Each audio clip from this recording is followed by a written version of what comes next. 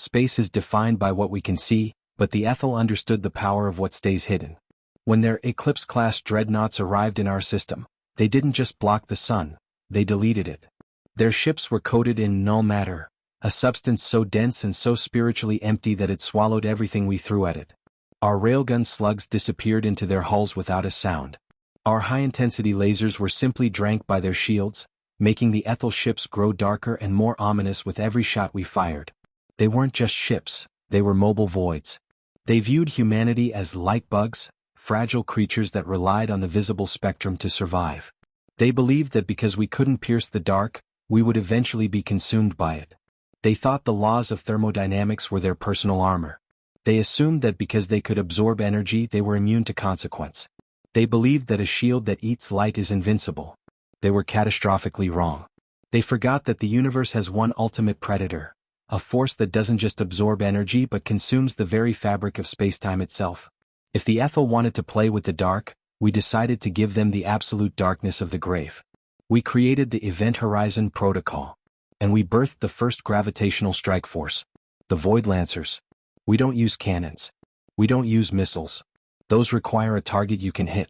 Instead, we use Singularity-Spears, 10-foot shafts of stabilized hypermatter, capped with a magnetic containment bottle. Inside that bottle sits a microscopic, artificially generated black hole. We don't fire at the Ethel. We lunge. We don't try to break their shields, we offer them something hungrier than they are. We are the only soldiers in the galaxy who carry a localized apocalypse on the end of a stick. We are the Void Lancers and we are about to feed the Ethel to the void. I am Commander Kalen Vortex Voss. My spear tip is currently humming at a frequency that is warping the light of my own HUD. And I'm about to go fishing for dreadnoughts. The mission was the terminal breach of the Eclipse King, the 3-mile-long flagship of the Ethel Vanguard. It was currently positioned over the moon, its null-matter shield extending like a black shroud to suffocate our lunar colonies. Magnetic bottles to stand by. Don't let the containment flicker, or you'll eat the whole squad. I roared over the tactical link. The silence of the vacuum was filled only by the rhythmic thumping of my own heart against the pressurized suit. Lancer 2 Sarah, spears are hot. The gravity wells are pulling at my gauntlets, Kale. It feels like I'm holding the leash of a starving wolf. Lancer 3 Jax, I've got a lock on the shield junction. The null matter is thickest there. That's where we bite. We launched from our stealth prowlers, 20 of us, flying through the debris of our own destroyed satellites.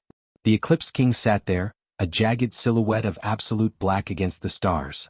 As we approached, the Ethel deployed their shadow drones, unmanned entities made of semi-solid dark matter that moved like ink in water.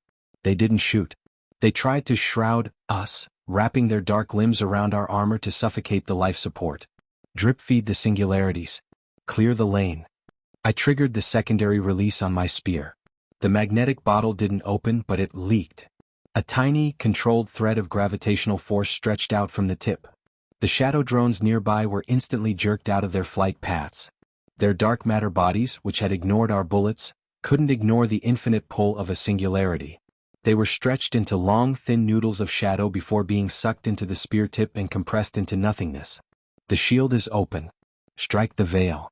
I reached the Eclipse King's primary null shield. It looked like a wall of smoking black glass. I didn't swing my spear, I drove it forward with both hands, the magnetic bottle touching the dark matter. The reaction was a visual nightmare. The null matter shield, which had swallowed nukes and lasers, met the singularity. The black hole didn't just pierce the shield, it began to drink it. A massive whirlpool of gravitational distortion erupted at the point of impact. The unbreakable dark matter was violently funneled into the microscopic point of my spear. The stars behind the ship began to swirl and warp as the light itself was bent by the force of the collision. Crack shiver. The shield didn't shatter, it imploded.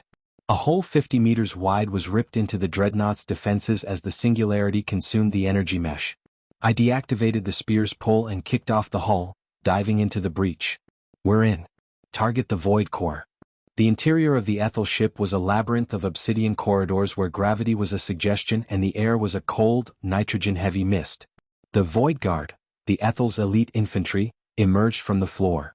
They were 7-foot-tall beings of translucent gray flesh, wearing armor that seemed to bleed darkness. They carried abyss blades that could sever a man's soul from his body. They lunged. I didn't dodge. I raised the Singularity Spear and swept it in a wide arc. I didn't need to touch them. The gravitational shearing from the spear's movement was enough. As the spear tip passed the void guards, their limbs were pulled toward the singularity with such force that their joints simply snapped. Their obsidian armor was torn off their bodies and sucked into the spear. They didn't fall, they were pulverized by the gravity gradient. Sarah. Jax. The core chamber is through the mezzanine. Don't let them stabilize the null feed.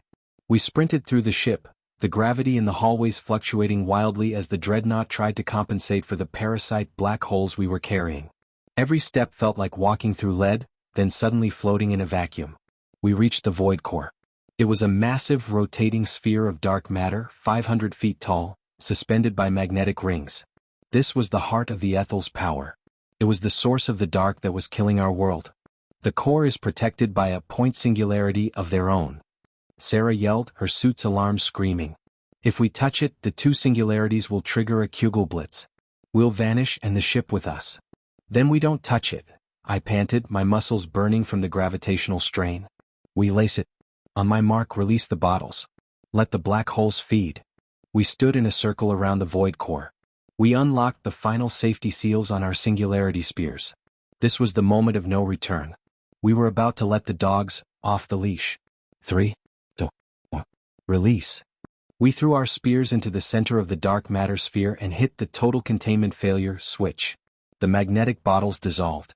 The microscopic black holes, no longer caged, were suddenly exposed to the massive density of the Ethel void core. It was an all-you-can-eat buffet of cosmic proportions.